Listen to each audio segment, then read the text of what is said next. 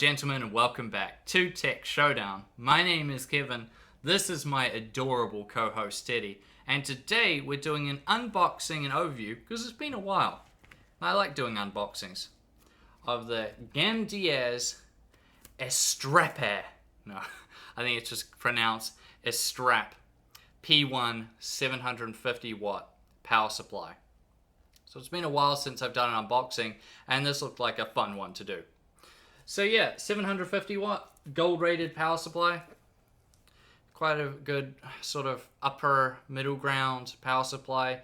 Most people can get away with less than a 750 watt, but there's going to be people out there, depending on what stuff they're running, that will need a 750 watt power supply. Now this is RGB, as we take the plastic off here, and get into it, which I've always, I don't know, for the people that like RGB, it's great.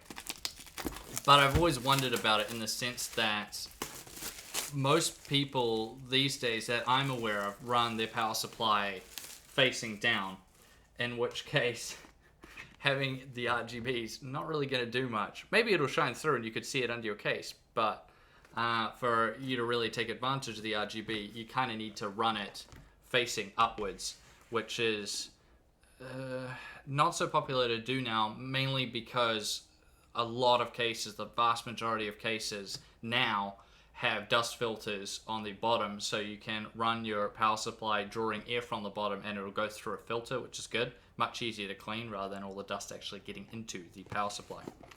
So let's open it up here and see what it comes with.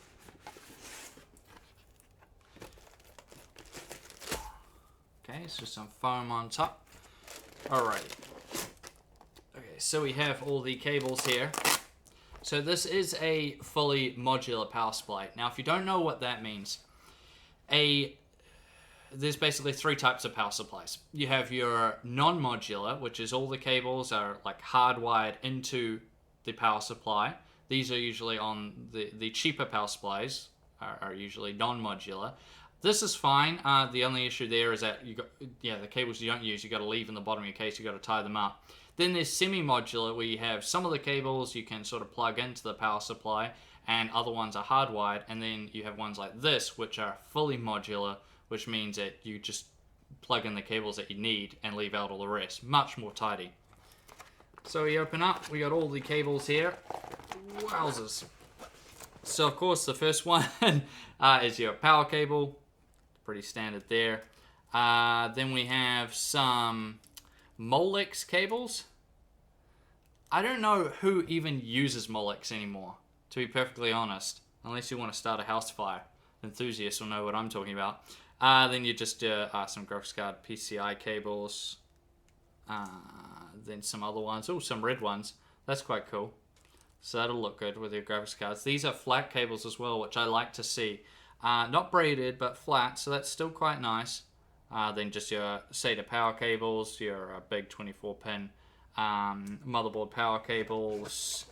What's this? Another SATA power cable. And a third SATA power cable, and then it comes with some cable ties as well. So that's quite nice. That's a good amount of stuff there. I've seen people on videos I've done in the past of fully modular power supplies. They must skip through the video and just skip to the part where I'm showing the power supply, and there's obviously no cables plugged into it. And they're like, "Oh, does the power supply not come with cables?" It's like, come on, guys, come on. All right, let's get this power supply out.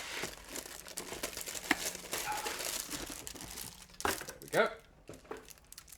Take the plastic off here.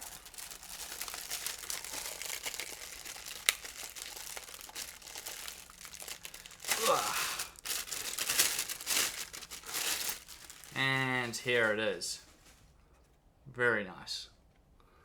Actually looks quite good. And this is by a company that I haven't actually done any videos about. Gamdias. Yeah, I've never covered their products, but I'm going to start doing it a lot more now, since they're becoming a lot more predominant within the industry. So, as I said earlier, this is a 750 watt power supply, gold rating, which means it has up to 90% energy efficiency, which is quite good.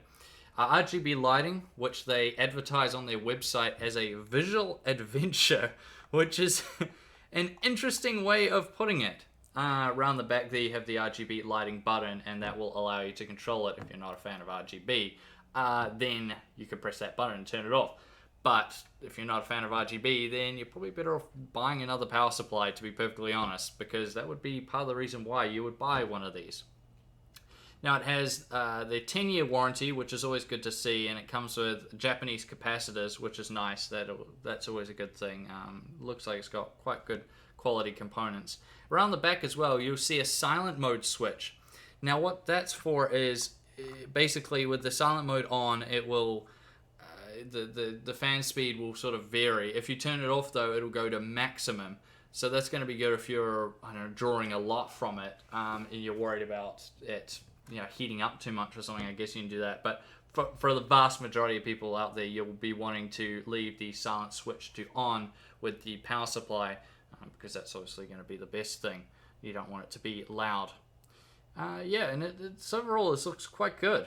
If we go around to see where you plug everything in, big, motherboard power connector up the top there, all your peripheral and SATA ports there, CPU, power, your PCIe, and some more SATA. And overall, I like it. This will be a really solid power supply, I think. Sort of middle ground one for most people out there.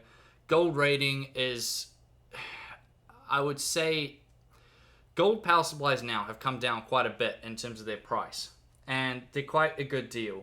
Remember, you're still got to pay your electricity bills. So I just don't see it for, if you're doing budget builds, bronze power supplies and stuff like that are fine. But if you're someone who's going for like a value for money build or something like that, a price target like 2,000 New Zealand dollars or maybe 1,500 US dollars, something like that, you really should be going for at least a gold rated power supply, in my opinion. That may be just me, but I think gold rated a good, a good spot to go at. The platinums, obviously better, but they will cost you quite a bit as well, where gold is a good amount to go for. 750 watt, bit on the high side for most people, but if you want that extra headroom, or you've got a specific build, then 750 watt would still be really solid. But I want to kick it to you guys. Now I want to know, what power supply are you running in terms of, just tell me the model and, the wattage and the rating. Is it gold, bronze, silver, platinum? What is it? And do you think it's the right amount for your rig? Like, is it way too over the top for what you're running? Are you running like 8350K and a 1060 and you got 1,000 watt? Or do you think it's actually a little bit, like you're almost maxing it out, your rig's just a bit too much? Generally, people go way overkill when it comes to power supplies. That's been my experience anyway, what I've noticed. But I want to know what you guys are running. Now, I thank you all for watching this video. Please subscribe to Tech Showdown if you haven't already, and like the video. And as always, I'll see you guys next time.